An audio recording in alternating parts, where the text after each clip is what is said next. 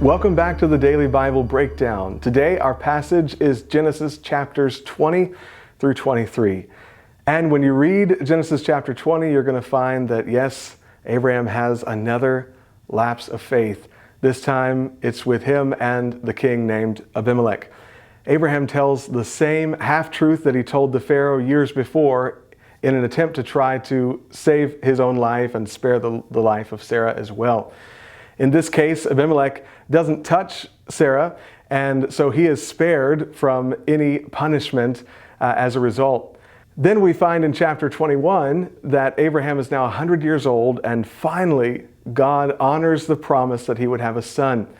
And he now being 100, Sarah now being 90, they have a son. They name him Isaac, which means laughter. And so the promise is now being fulfilled. But Sarah finds it too much for her to have Isaac living there along with Ishmael. And so she tells Abraham to send Hagar and Ishmael away. And it's a beautiful story of God's mercy here yet again, as you find that God protects and provides for Hagar and Ishmael, even as they are journeying away from the home of Abraham. In chapter 22, Abraham's faith is put to the ultimate test as God asks him to take his son Isaac, whom he'd waited for all those years, and offer him as a sacrifice. Abraham takes his young son, and they're going to journey to the top of Mount Moriah to offer a sacrifice to the Lord. And Abraham begins demonstrating his faith just by some of the things that he says. He tells them that both will return to them once again. And when Isaac asks about the sacrifice, he says, God will provide himself a lamb.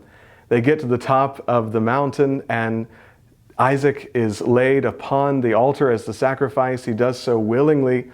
And just as Abraham is about to take a knife and slay his son, of course, God sends an angel to stop him short of completing the act and tells him that, of course, he has proven his faith and his obedience, and Isaac is spared. There's great similarity between Isaac and Christ in this particular story that hopefully you'll notice as you read through that chapter.